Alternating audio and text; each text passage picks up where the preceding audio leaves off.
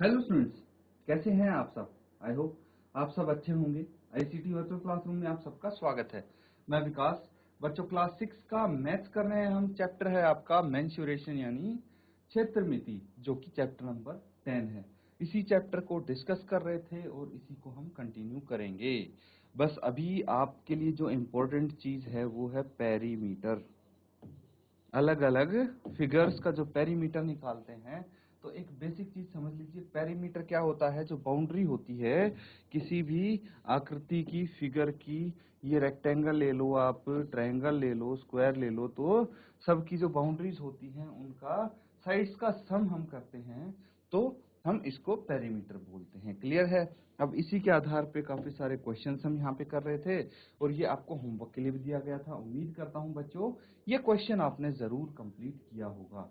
अब जल्दी से मुझे इसके आंसर्स आप शेयर कर दें जिसने होमवर्क किया है। और लेक्चर के स्टार्टिंग में ही मैं आपको बोल रहा हूँ, किसी बच्चे को कोई प्रॉब्लम है, कोई क्वेश्चन समझ में नहीं आया है, कुछ पूछना है इस चैप्टर से रिलेटेड, तो आप हैंड रेज करेंगे और अपना क्वेश्चन पूछ लेंगे, या फिर चैट के माध्यम से भी आप अपना डाउट क्लियर कर सकते हैं। तो स्टार्टिंग में मैं आपको समय दे रहा हूँ 2 मिनट का। जल्दी से इसके आंसर बताइए और जो डाउट्स हैं अपने सारे क्लियर कर लें बच्चों। अभी तक के जितने भी आपके क्वेश्चंस हैं, जो पूछना चाहते हैं, डाउट्स हैं, तो जल्दी से यहाँ पे देखिए और इसके आंसर्स मुझे बताइए और क्वेश्चंस पूछिए अपने।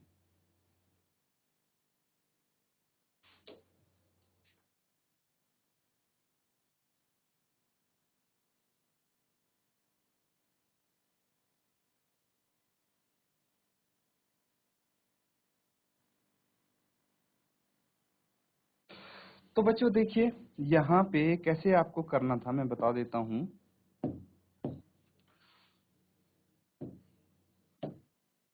यहाँ पे हम करेंगे पार्ट ए। ठीक है, पार्ट ए में आपको एक स्ट्रिंग दिया हुआ है।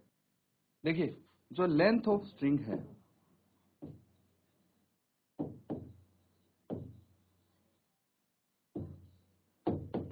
वो होनी चाहिए पेरीमीटर ऑफ स्क्वायर के बराबर। ठीक है, और पेरीमीटर ऑफ स्क्वायर क्या होता है? 4 इंटू साइड, यही होता है। तो ये मैंने लिख दिया है। अब पेरीमीटर ऑफ स्क्वायर, यहाँ पे लेंथ ऑफ स्ट्रिंग कितनी है? 30, और पेरीमीटर ऑफ स्क्वायर है 4 इंटू साइड। ठीक है, साइड को हम ऐसे भी लिख सकते हैं, 4 into side is equal to 30। तो साइड कितनी आ गई? 30/4। क्लियर है? तो हम क्या करेंगे बच्चों, हम इसको डेसिमल में कन्वर्ट कर सकते हैं। डेसिमल में कन्वर्ट कैसे करना है चलिए देखिए। यहाँ पे पहले 2 से इसको कैंसिल आउट कीजिए, 2 दूनी 4 और ये आ गया 15। कितना आ गया ये? 15/2 है। तो आपको पता है अगर डिनोमिनेटर में, हर में 10, 100, 1000 हो तो इजीली कन्वर्ट कर सकते हैं हम इसको डेसिमल में। तो इसको 5 से मल्टीप्लाई कर देंगे न्यूमरेटर और डिनोमिनेटर में, ये 75 आ जाएगा और ये कितना आ जाएगा? 10 आ जाएगा। That is 7.5 centimetre. ये साइड आ गई, है ना। ऐसे ही पार्ट बी और सी कर लेंगे। बस आपको ये पता है कि perimeter of an equilateral triangle 3a होता है ना। बस इसका यूज करेंगे। ये 6a होता है और a यहाँ पे साइड है इनकी। ठीक है, नोट डाउन कर लीजिए इसको, और बाकी के 2 पार्ट्स आप खुद कर लेंगे।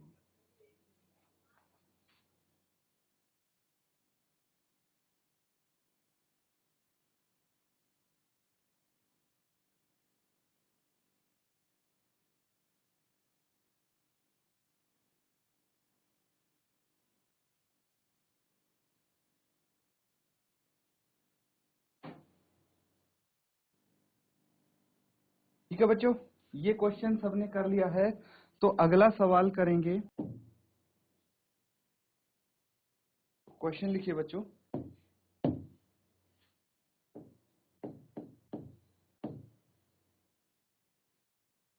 फाइंड द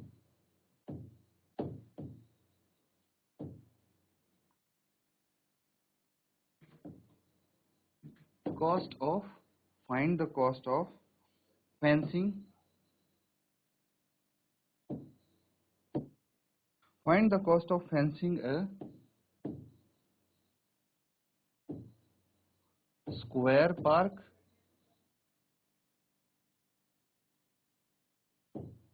of side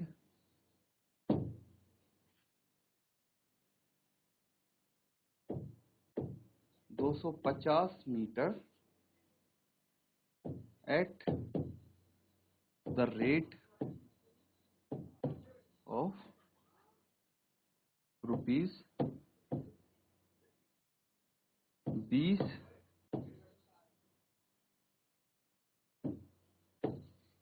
पर मीटर।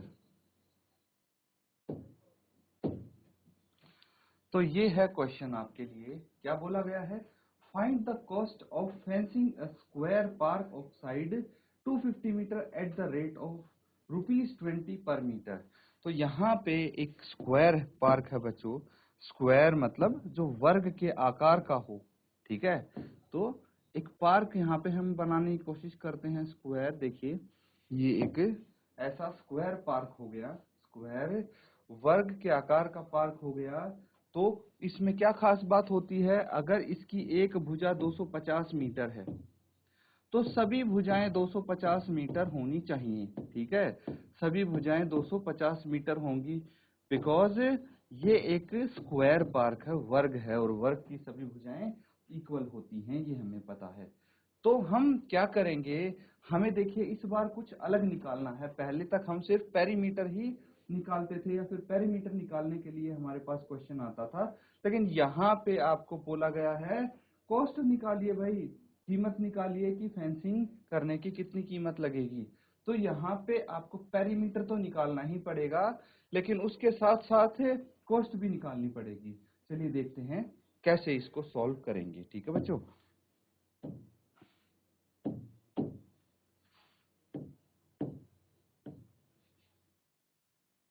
तो यहाँ पे आपको क्या करना है बच्चों, सबसे पहले side of the square park आप लिख लेंगे जो गिवन है। Side of the square park, square park की जो साइड है वो है 250 मीटर।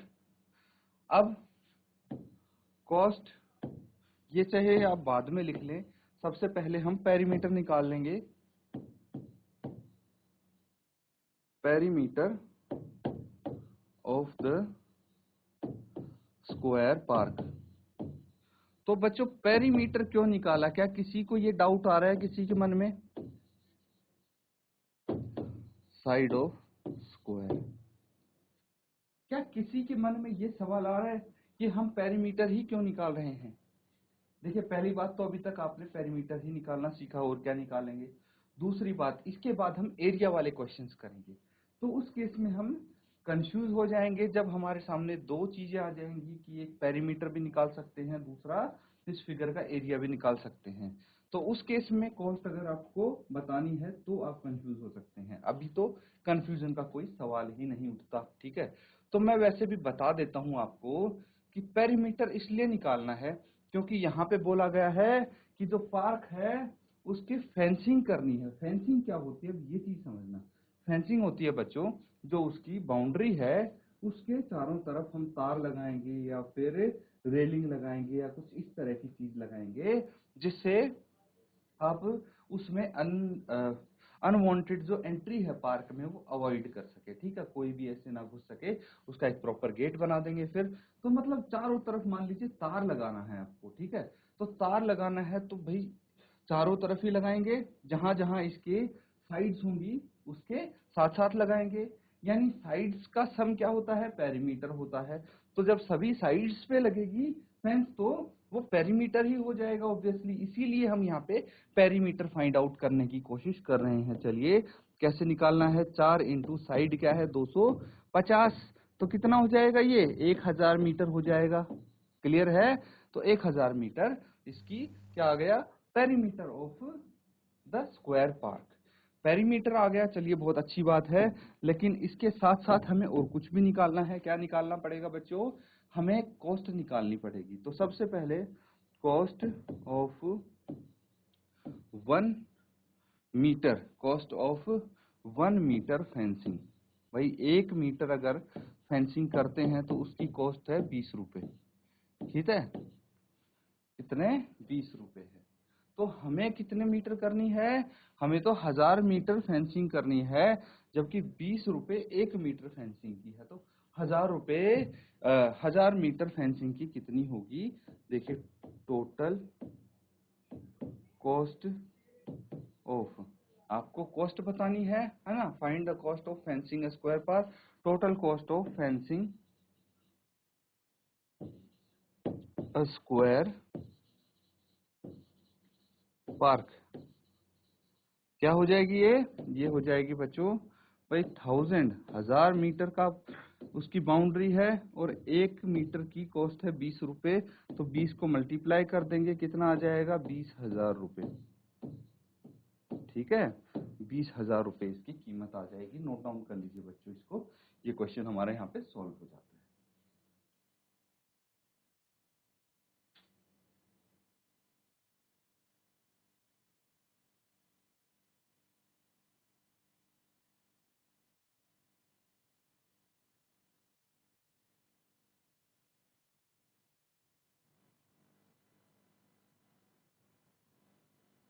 ठीक है बच्चों, ये सबने कर लिया है नोट डाउन। तो एक क्वेश्चन और लिखेंगे आप, फटाफट लिखिए इसको।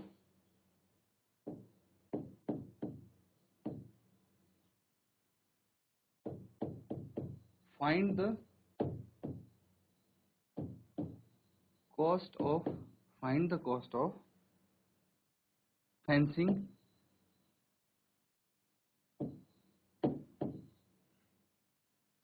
Rectangular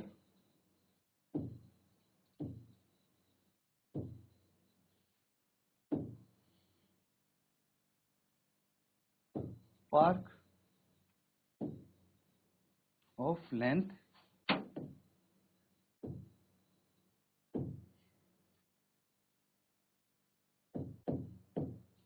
175 metre and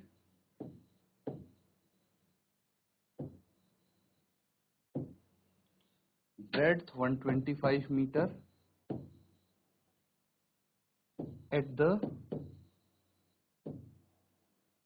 rate of 12 रुपए पर मीटर। ठीक है, ये क्वेश्चन है बच्चों। यहाँ पे आपको क्या बोला गया है? भाई कीमत फाइंड आउट करनी है, कॉस्ट फाइंड आउट करनी है एक रेक्टेंगुलर पार्क की, भाई जिसकी लंबाई 175 सेंटीमीटर है मीटर है, और ब्रेड्थ है 125 मीटर। ठीक है, 175 मीटर और 125 मीटर है लेंथ और breadth respectively, eight the rate of 12 रुपए पर मीटर। तो ये आप देखेंगे, अगर ध्यान से देख रहे हैं तो भाई जैसा प्रीवियस क्वेश्चन था बिल्कुल वैसा ही क्वेश्चन है, कोई आपको इसमें डाउट तो नहीं है। बस फर्क क्या है? फिगर की शेप चेंज हो गई है। यहाँ पे ये रेक्टेंगुलर फिगर आ गया है यहाँ पे। तो इसमें जो इसकी लंबाई है, लेंथ है, वो कितनी है? 175 मीटर है, और जो चौड़ाई है वो है 125 मीटर। ठीक है, आपको पता हो अपोजिट साइड इक्वल होती हैं। तो यहाँ पे भी फेंसिंग करनी है हमें, जो स्क्वायर पार्क था वहां पे भी फेंसिंग करनी थी। दैट मीन्स आपको पेरीमीटर तो निकालना पड़ेगा ही। Perimeter of a rectangular park पूरा लिखेंगे, जैसे हमने उस केस में लिखा था स्क्वायर के केस में। Perimeter of a rectangular park जो भी हो गया, कितना आ जाता है? ये 2 इंटू लेंथ प्लस ब्रेड्थ। ठीक है, लंबाई प्लस चौड़ाई। और इससे पहले आप क्या लिखेंगे? Length of rectangular park, breadth of rectangular park, ये लिखेंगे, और जो आपको गिवन है वो लिख देंगे, फिर पेरीमीटर लिख देंगे। और पेरीमीटर जब आ जाएगा तो कॉस्ट जैसे हमने लिखी थी भाई, 1 मीटर की कॉस्ट 12 रुपए है। ठीक है, 12 रुपए 1 मीटर की कॉस्ट है। तो आपको जो पेरीमीटर आएगा उतनी फेंसिंग की कितनी कॉस्ट लगेगी? 12 से उसको मल्टीप्लाई कर दीजिए। बिल्कुल डिट्टो सेम क्वेश्चन है, इसीलिए ये होमवर्क में आप करेंगे। मैंने एक्सप्लेन कर दिया है पूरा। अभी भी स्टिल अगर किसी बच्चे को डाउट है तो आप पूछ सकते हैं, अपना हैंड रेज करके अपना क्वेश्चन पूछ सकते हैं अभी बच्चों।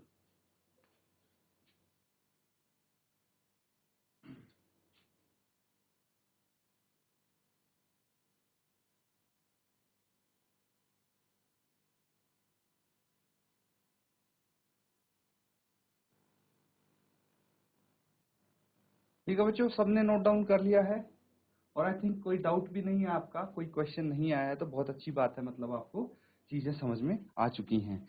चलिए अब अगला सवाल करेंगे हम, नोट डाउन कीजिए इसको। क्वेश्चन नंबर 16 है। यहाँ पे क्या बोला गया है, यहाँ पे आपसे पूछा गया है what is the perimeter of each of the following. यहाँ पे भाई हर चीज का पेरीमीटर आप बताएंगे और what do you infer from the answer, और जो आपका आंसर आएगा उससे आपको क्या पता चलता है। जैसे फर्स्ट पार्ट है, ठीक है, फर्स्ट पार्ट में आप इसका पेरीमीटर निकाल लेंगे, सेकंड में, थर्ड में, फोर्थ में, और फिर जो आंसर आता है उससे आपको बताना है कि आपको क्या चीज पता चलती है। चलिए पहले इसको नोट डाउन कीजिए, फिर इसको सॉल्व करेंगे।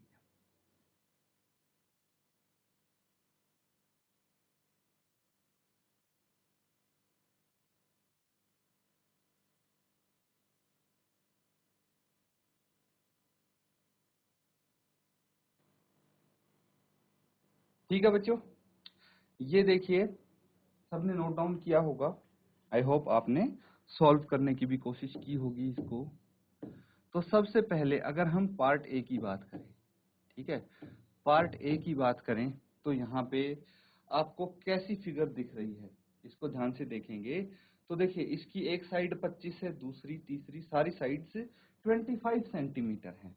तो ऐसी कौन सी फिगर होती है जिसकी सभी साइड इक्वल होती हैं? भाई अभी तक हमने स्क्वायर के बारे में पढ़ा है, तो ये स्क्वायर हो जाएगा। तो पेरीमीटर ऑफ स्क्वायर क्या होता है? ऑफ अ स्क्वायर, ये हो जाता है 4 इंटू साइड ऑफ स्क्वायर। तो हमें पता है कि साइड ऑफ स्क्वायर कितनी है, यहाँ पे 25 है, तो 4 इंटू 25 कितना हो गया, 25 इंटू 4 100, तो ये 100 सेंटीमीटर आ गया। ठीक है, इसी तरह अगर पार्ट बी है हमारे पास, तो पार्ट बी को भी देखिए, ये क्या है, 30 centimetre 30 centimetre, opposite side equal हैं, यहाँ पे भी ऑपोजिट साइड इक्वल हैं, तो ये स्क्वायर हो गया, रेक्टेंगल हो गया। पेरीमीटर ऑफ अ रेक्टेंगल क्या होगा, फटाफट बताइए मुझे इसका आंसर। पेरीमीटर ऑफ रेक्टेंगल क्या फॉर्मूला लगेगा? क्या किसी बच्चे को पता है पेरीमीटर ऑफ रेक्टेंगल? अगर पता है तो हैंड रेज कीजिए अपना। जैसी धवलदार, जैसी देवलदार, बेटा बताइए, आंसर बताइए, शाबाश। क्या होगा इसका फॉर्मूला? पेरीमीटर ऑफ रेक्टेंगल, एक आयत का परिमाप। Good morning sir. Good morning बेटा, गुड मॉर्निंग।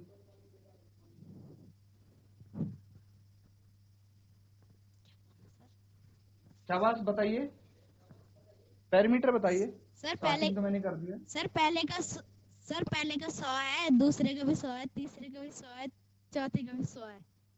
वेरी गुड, बिल्कुल सही आंसर बताया। मुझे पेरीमीटर का फॉर्मूला बताइए आप फटाफट। पेरीमीटर कैसे निकाला आपने एक रेक्टेंगल का? तो आंसर कैसे है आपका? L/2B। ठीक है, वेरी गुड, बहुत अच्छी ट्राई थी बेटा, शाबाश। बैठ जाएं आप, काफी अच्छी कोशिश की। कोई और बच्चा जो बताना चाहेगा? पेरीमीटर ऑफ रेक्टेंगल, एक आयत का परिमाप। शाबाश बेटे, पता है तो बताइए आप खड़े होके। Good morning sir. Good morning बेटा। सर आयत का परिमाप है 2 ब्रैकेट L+B। वेरी गुड, बिल्कुल सही। क्या नाम बेटा आपका? सर अभय दमांदा। अभय, बहुत अच्छे अभय, बिल्कुल सब बच्चे तालियां बजाएंगे अभय के लिए, बिल्कुल सही आंसर दिया इन्होंने, वेरी गुड, वेरी गुड, शाबाश।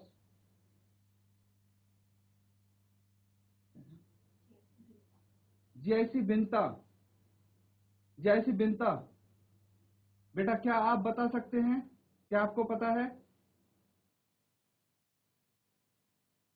पेरीमीटर? हैंड रेज कीजिए अगर पता है तो।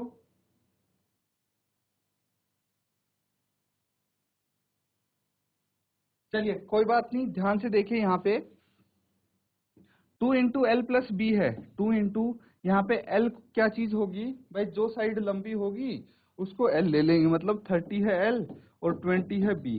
ठीक है, इसको आगे सॉल्व करेंगे तो 2 इंटू 30 प्लस 20 कितना आ गया 50, और ये आ गया 100 सेंटीमीटर। कितना आ गया 100 सेंटीमीटर। इसी तरह से अगर हम सी का, इसका पार्ट सी का, बेसिकली ये पार्ट सी हो गया बच्चों हमारा,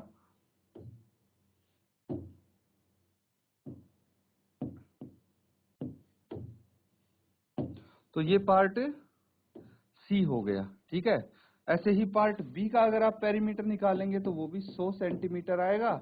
और इसका भी आप क्या करेंगे, perimeter of triangle sum of all side, सभी भुजाओं का योग कर देंगे आप। ये एक कैसा ट्रायंगल है, आइसोसेलेस ट्रायंगल है जिसकी दो भुजाएं समान होती हैं, तो सबका सम करेंगे तो ये भी 100 सेंटीमीटर आएगा। तो आपसे बोला गया है what do you infer from the answer, answer से क्या पता लगता है? आंसर से हमें ये पता लगता है बच्चों कि जितने भी हमने पेरीमीटर निकाले हैं इन चारों के पेरीमीटर सेम आए हैं, जो कि 100 हैं, इक्वल पेरीमीटर आए हैं इनके, और वो 100 आए हैं। ये पता लगता है, ये इन्फर करते हैं हम आंसर से। बस इतना ही आपको आंसर निकालना था। नोट डाउन कर लीजिए। किसी बच्चे को अगर कोई डाउट है, कुछ पूछना चाहते हैं तो अभी पूछ लीजिए बच्चों हैंड रेज करके, ठीक है? अदरवाइज इसको नोट डाउन कीजिए।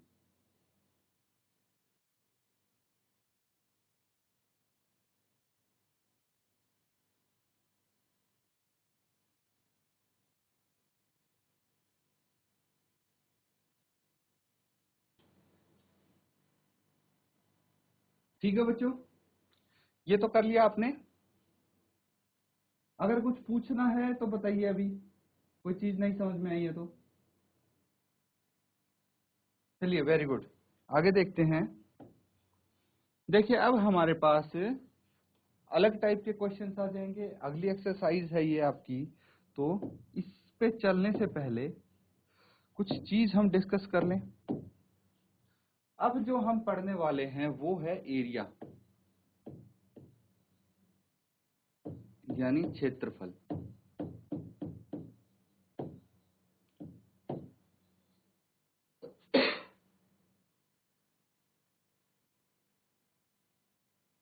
क्या है, अब क्षेत्रफल पढ़ेंगे बच्चों हम। क्षेत्रफल के बारे में जानेंगे थोड़ा सा, क्या होता है। अभी तक हमें परिमाप के बारे में पता था।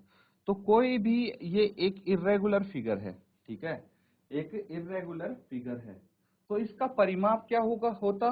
परिमाप, जो ये बाउंड्री दिख रही है इसकी लंबाई आप जान लो, ये परिमाप हो जाएगा। लेकिन जब क्षेत्रफल की बात आती है तो क्षेत्रफल क्या होता है बच्चों? क्षेत्रफल होता है जो इसके अंदर का ये एरिया देख रहे हैं आप, इसके अंदर की ये जो जगह दिख रही है आपको, इसको बोलते हैं क्षेत्रफल। ठीक है, इसको बोलते हैं हम क्षेत्रफल। तो किसी भी आकृति का क्षेत्रफल निकालने के लिए हमें जो अंदर की जगह है उसका माप निकालना पड़ेगा। क्लियर है? एक तो ये होता है क्षेत्रफल। अब कोई भी आकृति आपके सामने अगर आ जाएगी तो उसका क्षेत्रफल ऐसे ही आप निकालेंगे। जैसे अगर मैं बोलूं एक रेक्टेंगल है तो ऐसे ही निकालेंगे क्षेत्रफल। अगर एक स्क्वायर आ गया आपके सामने तो भी ऐसे ही निकालेंगे आप क्षेत्रफल। एक ट्रायंगल आ गया तो भी इसका क्षेत्रफल कैसे निकालेंगे? जो इसके अंदर का यहाँ पे एरिया है वो क्षेत्रफल हो जाएगा बच्चों। फिलहाल के लिए एक बेसिक चीज आप यही समझ लो कि क्षेत्रफल क्या होता है। अब अगले सेशन में बच्चों हम क्षेत्रफल निकालना सीखेंगे, फाइंड आउट करेंगे क्षेत्रफल। तो किसी भी बच्चे को अगर पेरीमीटर में कोई डाउट आता है तो आप पूछ लें, साथ की साथ अच्छे से रिवाइज करेंगे। अभी तक जो हमने एक्सरसाइज ये आज कंप्लीट की है इसको अच्छे से रिवाइज करेंगे। जो होमवर्क मिला है उसको आप कंप्लीट करेंगे बच्चों, ठीक है? और जो क्षेत्रफल वाला पोर्शन है वो अगले सेशन में हम कवर करेंगे। अभी एक मैंने बेसिक आइडिया आपको दिया है कि क्षेत्रफल होता क्या है और परिमाप क्या होता है, तो इन दोनों में अंतर क्या है ये आपको पता लग गया है अब। ठीक है बच्चों, तो इसी के साथ आज का सेशन स्टूडेंट्स यहाँ पे हम खत्म करते हैं। Thank you and have a nice day.